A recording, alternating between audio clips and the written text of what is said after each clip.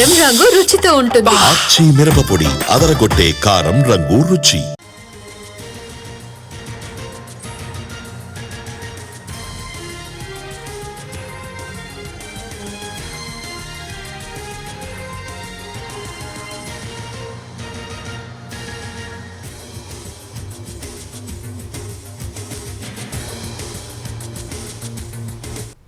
సృష్టి test tube కేసులో రోజుకో కొత్త కోణం వెలుగులోకి వస్తోంది. ఐవీఎఫ్ కోసం వస్తున్న దంపతులను సరోగసి వైపు మళ్లించింది డాక్టర్ నమ్రత.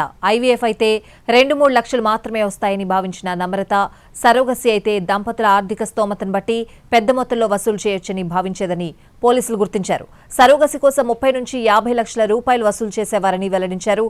ఇప్పటికే 30 మందికి పైగా సరోగసి కోసం డబ్బులు కట్టినట్లు లభ్యమైన రికార్డులను బట్టి పోలీసులు గుర్తించారు. హైదరాబాద్ సెంటర్ను కాంటాక్ట్ చేస్తే వైజాగ్కి పంపించి డబ్బులు వసూలు చేసేవారు. వైజాగ్ వచ్చే దంపతులను విజయవాడ, హైదరాబాద్ పంపించి పెద్ద మొత్తంలో డబ్బులు కట్టించుకునేవారు.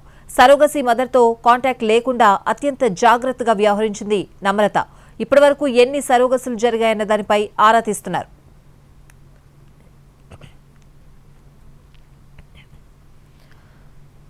సృష్టి టెస్ట్ ట్యూబ్ కేసులో రోజుకొక కొత్త కోణం వెలుగులోకి వస్తోంది. ఐవీఎఫ్ కోసం వస్తున్న దంపతులను సరోగసి వైపు మళ్లించింది డాక్టర్ నమ్రత.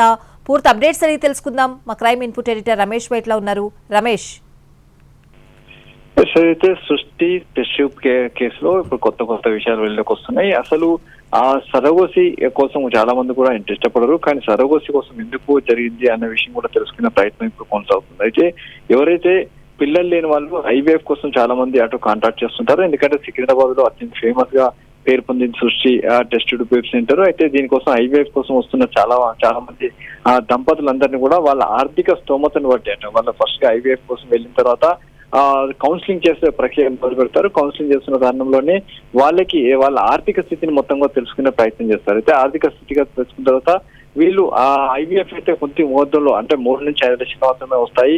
ఒకవేళ వీళ్ళని సరోగసి వైపు మళ్ళించినట్టయితే 30 నుంచి 50 లక్షల వరకు వసూలు చేయవచ్చన్న భావంతో ఏకంగా సరోగసి కోసం వస్తున్న వాళ్ళందరినీ కూడా ఐవీఎఫ్ కోసం వస్తున్న వాళ్ళందరూ కూడా సరోగసి వైపు మళ్ళించినట్టుగా ఇప్పుడు కొత్త కోణం బయటికి రావడం జరిగింది. అయితే ఇలా ఎంతమంది సరోగసి కోసం మళ్లించారు, ఎంతమందికి డబ్బులు ఇస్తారు, అయితే ఇప్పటికీ ఒక 30 నుంచి 50 మంది ఇంకా సరోగసి కోసం రిజిస్టర్ చేసుకొని ఉన్నట్టుగా కొన్ని రికార్డ్స్ ఇప్పటికే పోలీసు అధికారులు లభ్యం కావడం జరిగింది. అయితే వాళ్ళందరూ కూడా పోలీసు అధికారులు కాంటాక్ట్ చేస్తున్నారు. మీ డీటెయిల్స్ ఎక్కడ కూడా బయటికి రివీల్ చేయమని చెప్పి వాళ్ళ వివరాలు కూడా సేకరించే పని చేస్తున్నారు.